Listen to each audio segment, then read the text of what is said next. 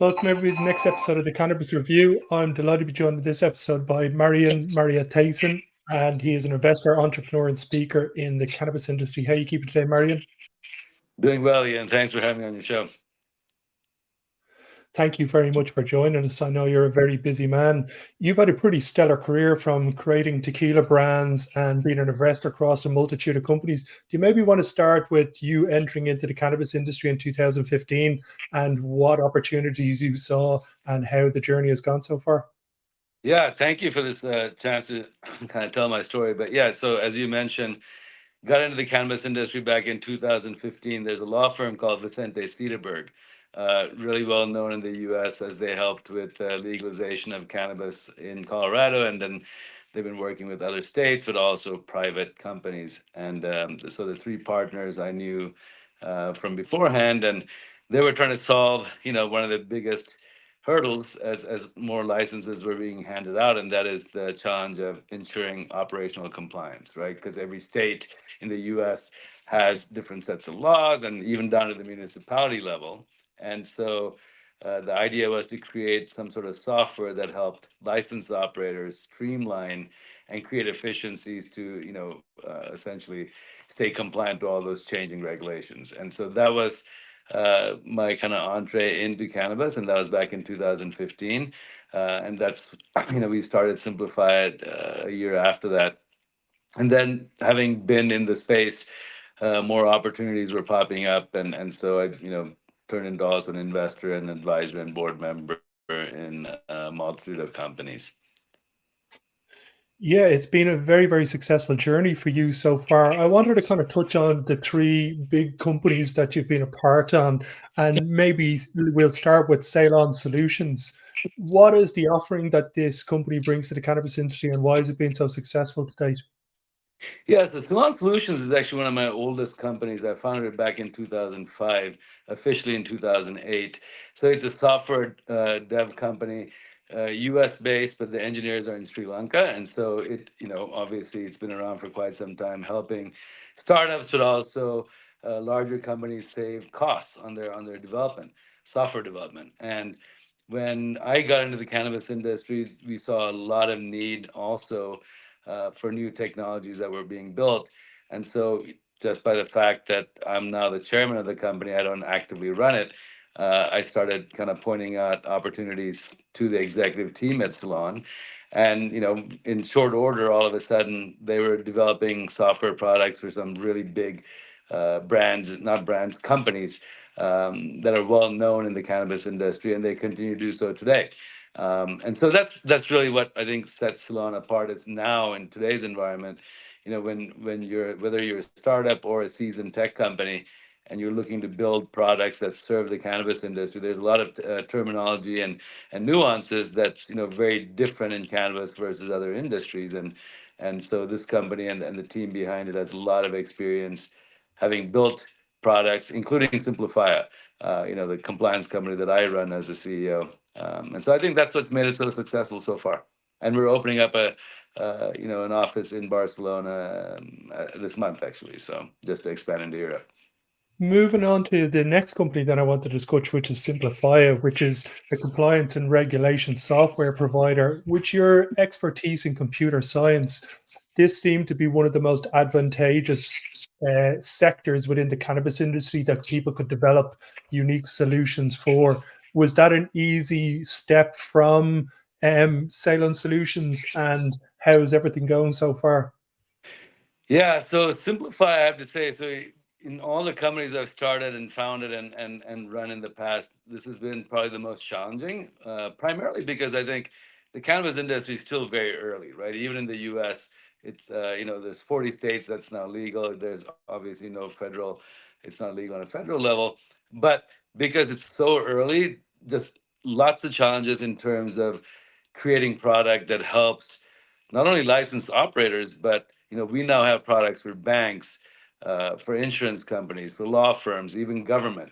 And those are newer products that we have. But the initial product was very challenging, just trying to understand the needs. We knew what the needs were going to be, but really, how do you price it? And because the industry was changing so much, Ian, we had to keep adapting in a very rapid pace. So all that to say, Simplify now is the leader and the largest operational compliance company in the space. We don't have anyone that competes with us, kind of the depth and breadth of what we do. So we've finally found kind of our firm footing, and we continue to grow. And the future looks quite optimistic, and we might even be coming into Europe and other parts of the world as they legalize, as things go. Yeah, no, it's a credible success story. Now moving on to the third company I want to discuss, which is Leafwire. It's a global networking platform for the cannabis industry. Can you maybe explain why you thought this was a great opportunity and the success that the platform is having to date? For anybody who wants to check out more, the website is below.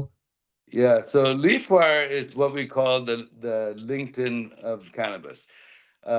Now, again, I think Leafwire was founded about 4 years ago, and one thing that we recognized was that traditional social networks, right? So even on LinkedIn now, you can have a profile, you can post for the most part some aspects of cannabis, and it's not an issue. Other social media as well, but we felt like the cannabis industry, and when I say we as a board member and an investor, felt like there was a need for a vertical or a social network that was dedicated purely to cannabis, right? Because it's growing not just in the U.S. and Canada and other parts of the world.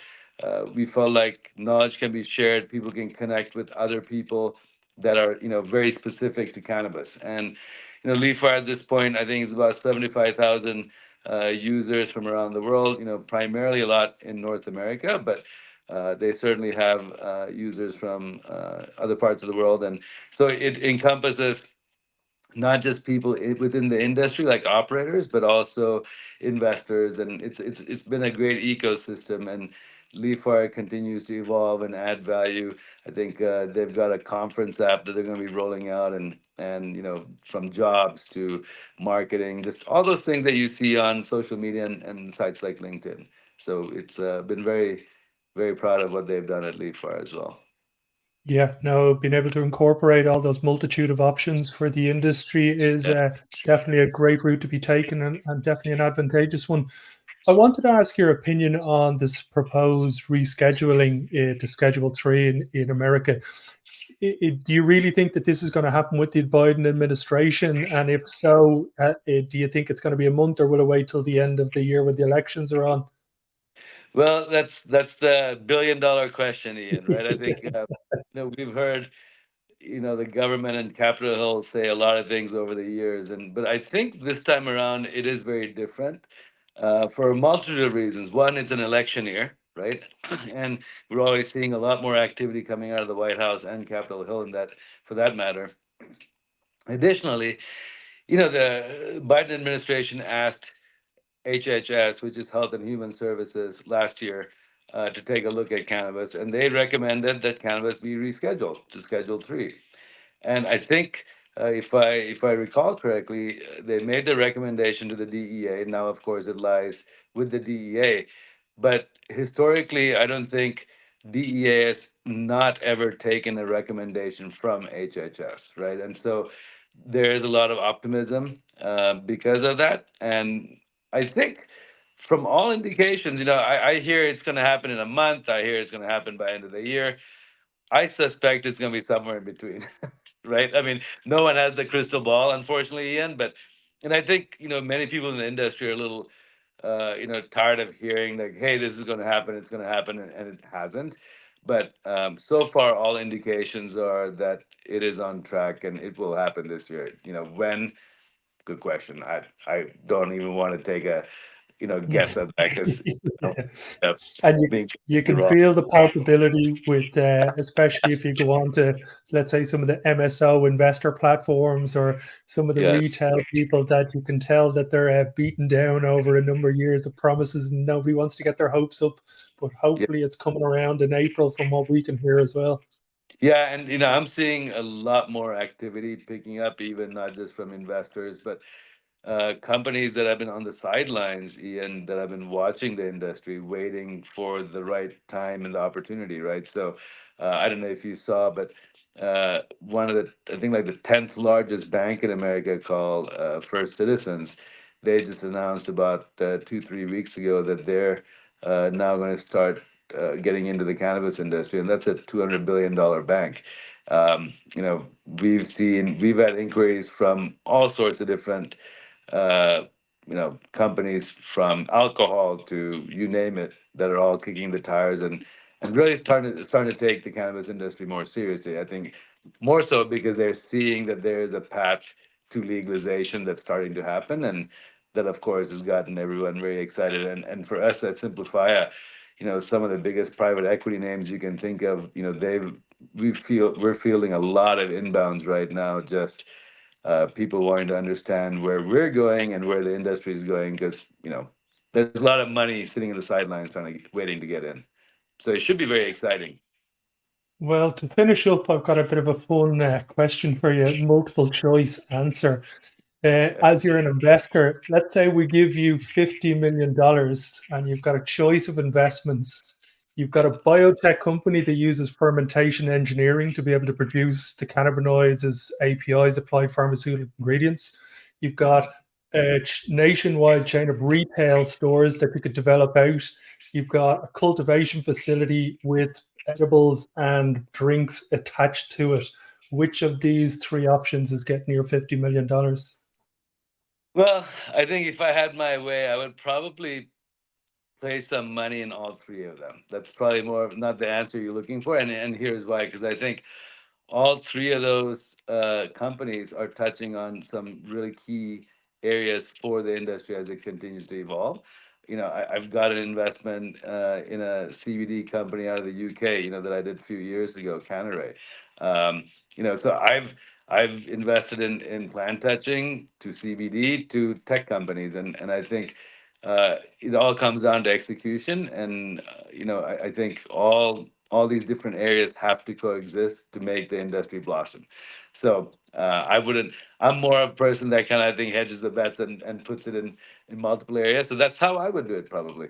But you No, know, smart man. That's probably the best answer because they're definitely in different sectors going to have different launch strategies that look like they could all be successful. I yeah. know you're a very busy man, and I'm not going to keep it too much longer. I just want to say thank you very much for your time, Marion. It's very much appreciated. For those who want to check out more about Leafwire, the social networking app, I highly recommend going over and signing up to the platform. For now, Marion, thank you very much for your time. Thank you, Ian. Thanks for having me on the show, and look forward to chatting with you soon. Until next episode, everybody.